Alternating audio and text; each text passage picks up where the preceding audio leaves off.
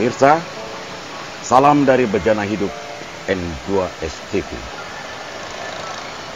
Hari-hari belakangan ini kita sering mendengar istilah ganjil genap, terutama di kota-kota besar dan pada hari-hari tertentu.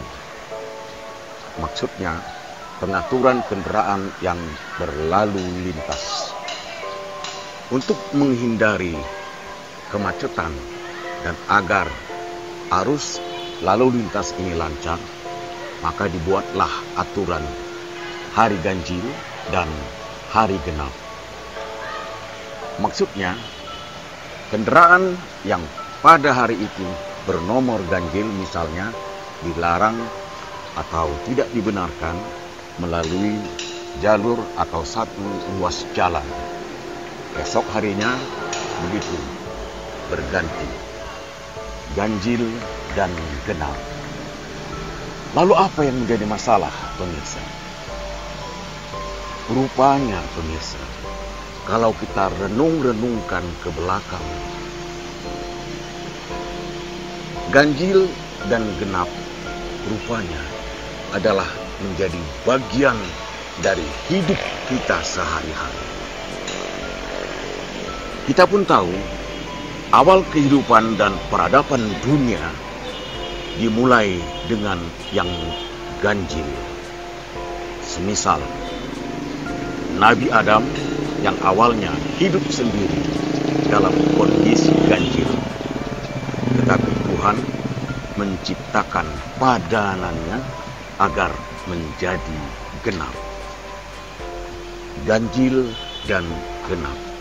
Kalau kita urut sampai hari ini, pemirsa, ternyata angka ganjil dan angka genap itu akan saling mengisi. Pertanyaannya sekali lagi, manakah angka yang duluan ada? Ganjilkah atau genap? Nah, disinilah terkadang, pemirsa, kita salah menempatkan. Kadangkala dalam satu kejadian atau peristiwa, orang hanya mencari yang ganjil-ganjil saja, mencari yang aneh-aneh saja, mencari sesuatu yang tidak biasa. Maksudnya apa? Supaya cerita menjadi genap. Dalam hubungannya dengan kehidupan dan interaksi antar manusia, ganjil dan genap ini pun berlaku juga.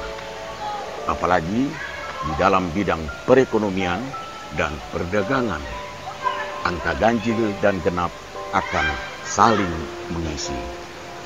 Kalau kita spesifikkan dalam diri dan kehidupan kita, maka mungkin ada cerita di luar sana yang mengatakan seperti ini.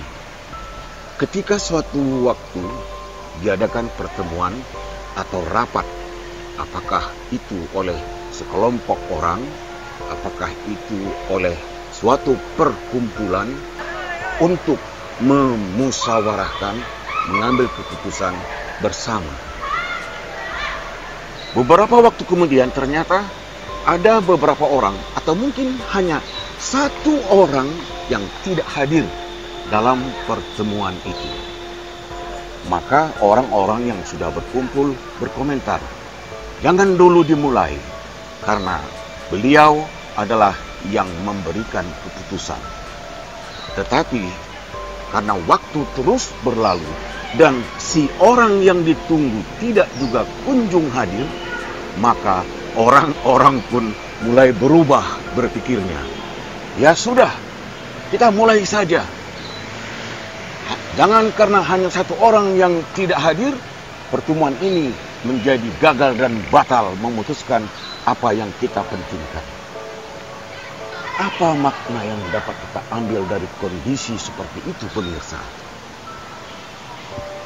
Angka satu orang yang ganjil itu tadi, andai kata hadir pun rupanya tidak menggenapkan hasil keputusan. Atau kalaupun tidak hadir, artinya dengan alasan tertentu orang tersebut tidak hadir, orang pun akan mengomentari pula, sudahlah kalau begitu. Hadir pun dia, kita tidak menjadi genap.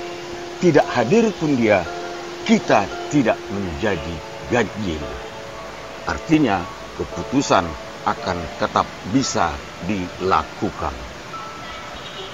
Pemirsa yang berbahagia, dari konteks cerita ganjil dan genap yang saling mengisi ini, kalau kita tarik pada diri kita masing-masing, akhirnya akan didapat sesuatu yang sangat bernilai.